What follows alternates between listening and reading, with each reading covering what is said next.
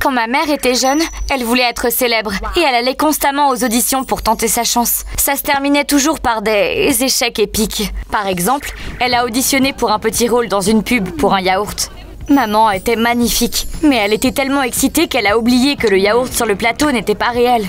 Oh, c'est de la colle aromatisée à la fraise! Maman a été mise sur la liste noire par toutes les agences. Là, elle a décidé de tenter sa chance en tant que chanteuse. Malheureusement, elle n'avait pas tenu compte du fait qu'elle ne savait pas chanter. Fais-la sortir d'ici avant que nos tympans n'éclatent! Attendez, je sais aussi diriger un orchestre de cafards! Ensuite, maman a décidé de devenir mannequin. Elle est venue à un casting pour un défilé de mode local. Le problème, c'est qu'elle était plus courte que les autres candidats. Du coup, elle a enfilé des chaussures à talons extrêmement hauts. Du coup, elle est tombée du podium. Après ça, maman a abandonné. Elle a décidé qu'elle s'était suffisamment embarrassée et qu'il était temps de devenir une personne ordinaire. Elle a épousé mon père, a trouvé un emploi de coiffeuse et elle a laissé ses rêves dans le passé. Quelques années plus tard, je suis née. Quand maman a quitté son travail, elle s'est concentrée sur mon éducation. Salut, je m'appelle Pénélope. Quand j'étais petite, ma mère était ma meilleure amie. Elle me faisait des costumes et des perruques pour mes pièces d'école et Halloween. Le mieux, c'est qu'elle les basait sur mes croquis. J'adorais dessiner depuis que j'étais petite. On pourrait dire que j'étais un enfant calme et sensible. Je voulais être gentille avec tout le monde et faire le bien. Par exemple,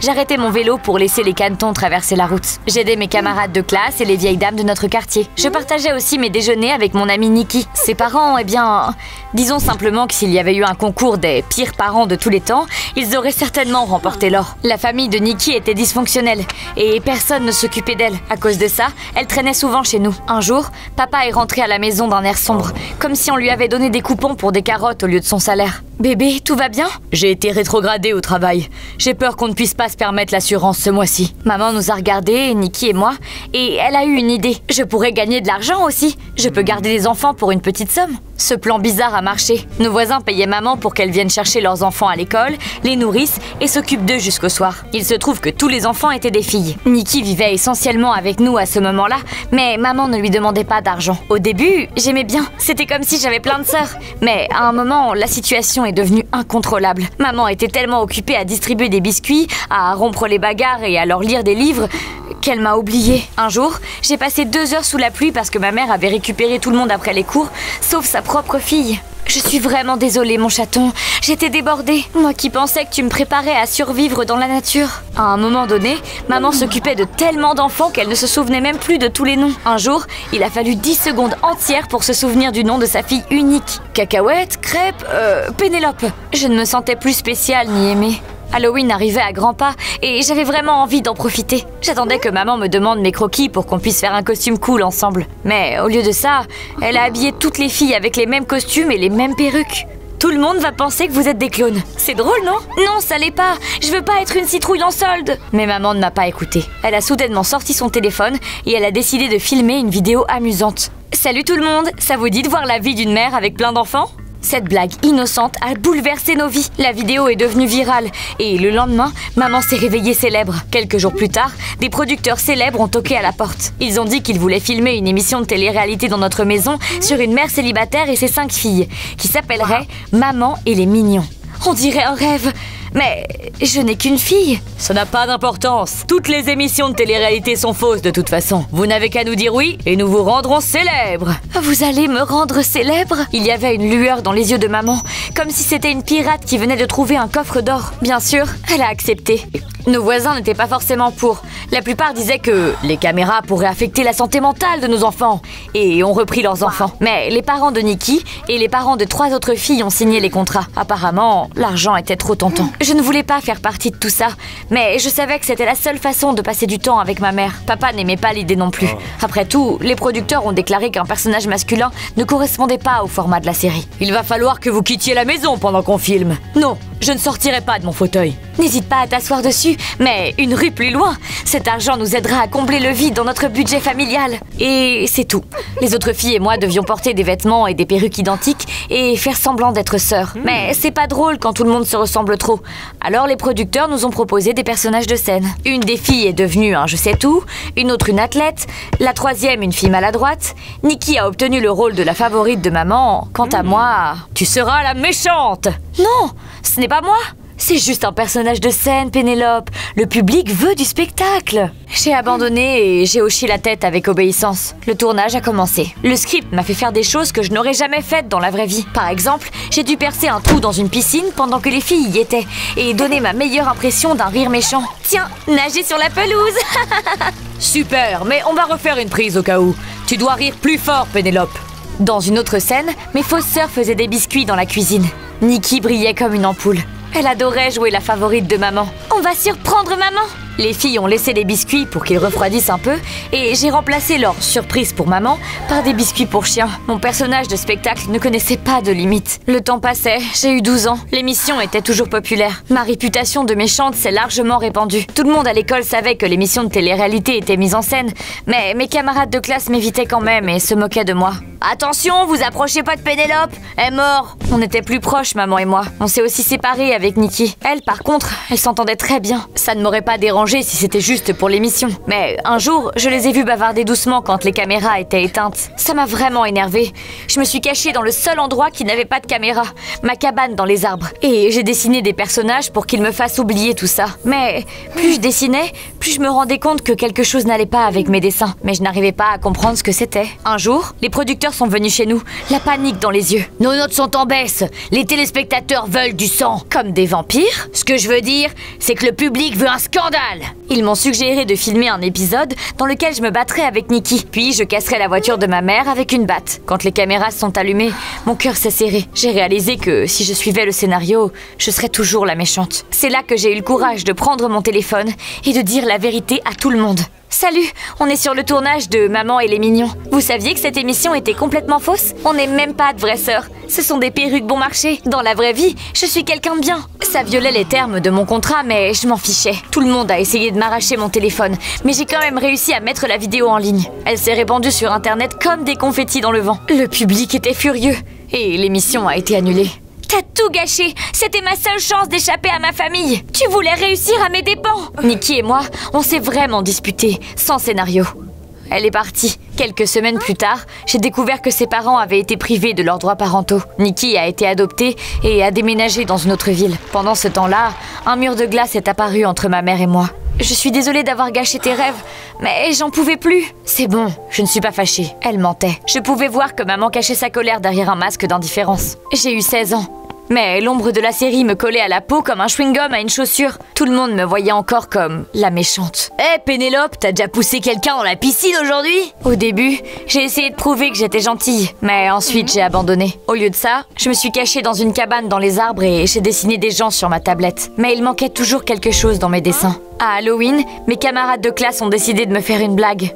Regarde Pénélope, on était sœurs. S'il te plaît, n'arrache pas la tête de mes poupées. À ce moment-là, j'ai perdu le contrôle de moi-même. Tais-toi, c'est pas drôle, vous me faites mal. Cool, la méchante est de retour. On a une nouvelle saison, les gars. J'ai réalisé que je devais m'échapper dans une autre ville, un endroit où personne ne me reconnaîtrait, où je pourrais me fondre dans la foule. Et si je ne le faisais pas, je serais toujours cette méchante fille de l'émission de télé-réalité. Salut maman, je veux... Non, peu importe. Je savais que maman ne se souciait plus de moi. Donc, quelques jours après Halloween, je suis allée voir papa. Il y a un internat affilié à l'école d'art dans la capitale. Je veux aller là-bas. J'ai déjà été acceptée et j'ai obtenu une bourse. Tout ce dont j'ai besoin maintenant, c'est la permission de mes parents. Bien sûr, Pénélope. Une semaine plus tard, j'étais prête à déménager. N'oublie pas de m'appeler. Et qu'est-ce que les bons parents disent d'autre? Mange plus de légumes? Je te le promets, papa. Dire au revoir à maman, c'était gênant. Comme si on ne se connaissait pas. Eh bien, j'y vais. Ouais, au revoir. J'ai quitté ma ville natale le cœur lourd. Mais la vie est devenue plus facile après le déménagement. J'avais l'impression de m'être débarrassée d'un gros poids. Personne ne me reconnaissait ou me pointait du doigt dans la grande ville. Je me sentais à nouveau moi-même. Une Pénélope calme et amicale. À l'internat, j'avais une coloc, Candy. C'était un ouragan en basket. J'ai l'impression qu'on va être meilleures amies. Tu peux être la moitié silencieuse de notre numéro.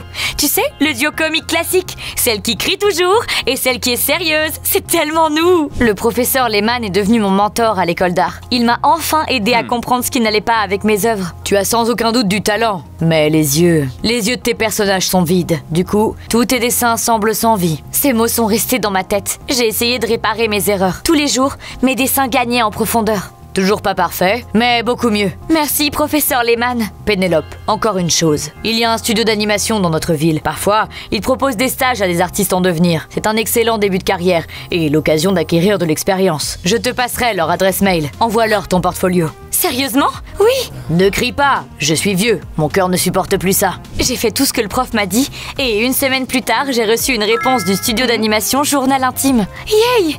Il m'invite à un entretien.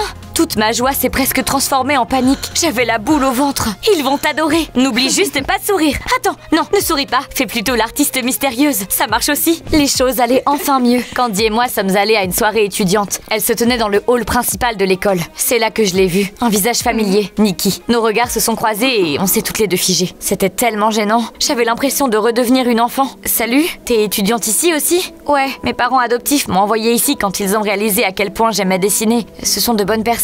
Je suis tellement contente pour toi. Je suis désolée d'avoir tout gâché quand on était petite. Et je suis désolée d'avoir essayé de t'enlever ta mère. J'avais juste tellement besoin d'affection parentale. On s'est souri à travers les larmes. À ce moment-là, toute la tension est partie. J'ai dit à Nikki que le studio Journal Intime m'avait invité à un entretien. Je suis un peu stressée, mais je crois en moi. J'ai essayé d'obtenir un stage chez eux aussi, mais je suppose que t'as eu plus de chance que moi. Il y avait une note d'envie dans sa voix. Je me sentais gênée et j'ai décidé de retourner voir Candy. À plus tard. Et tu m'as manqué. Tu m'as manqué aussi, Pénélope. La musique était à fond. Tout le monde riait et s'amusait. Tout à coup, des scènes de notre émission de télé-réalité sont apparues sur un écran plasma. Les autres étudiants m'ont vu ruiner la vie de tout le monde. Ensuite, il y a eu une photo récente de moi et une voix off a dit « Saviez-vous que Pénélope était une star de télé-réalité ?» Le silence est tombé dans la pièce. Et puis, tout le monde m'a regardé et a commencé à chuchoter.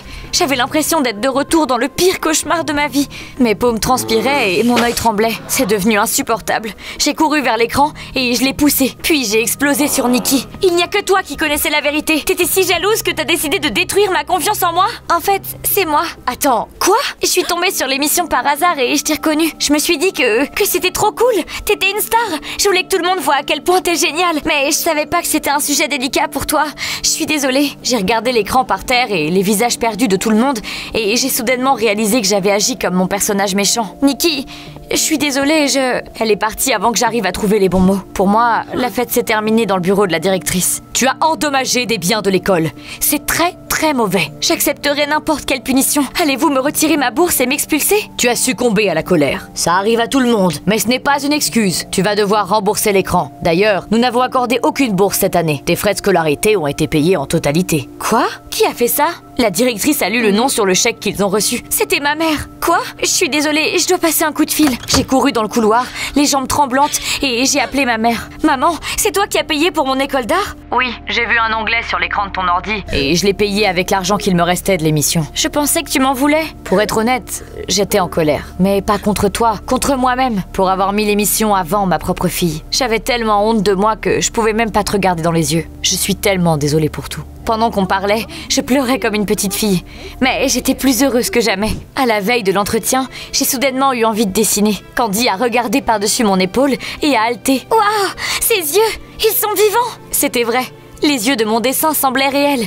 J'ai soudainement réalisé qu'ils étaient vides avant à cause de ma relation froide avec maman. Mais maintenant, tout était différent. Le lendemain matin, j'ai soudainement reçu un message de Nikki. Bonne chance à l'entretien. Je suis toujours énervée, mais une pizza pourrait changer ça. N'oublie pas le double fromage. J'ai souri. Le chemin de la réconciliation était long, mais au moins, on l'avait entamé. J'ai pris la tablette avec mon dernier dessin et je me suis dirigée vers le studio de Journal Intime pour l'entretien. Pour être honnête, j'étais terriblement stressée. Je n'ai pas arrêté de bégayer et transpirer. Puis, mon téléphone a vibré dans ma poche. Je l'ai regardé et j'ai vu un texto de ma mère. On est dans le couloir, on te soutient de tout notre cœur. Ça m'a aidé à me ressaisir et à me présenter en toute confiance. J'ai eu le stage! Notre fille intelligente! On est tellement fiers de toi. Chaque enfant a besoin du soutien de ses parents, tu sais. Ils peuvent dessiner sans, mais les dessins seraient vides. D'ailleurs, dès que j'ai oublié la méchante Pénélope, tout le monde aussi. J'ai participé à la création de cet épisode. N'oublie pas de laisser un like si tu l'as bien aimé.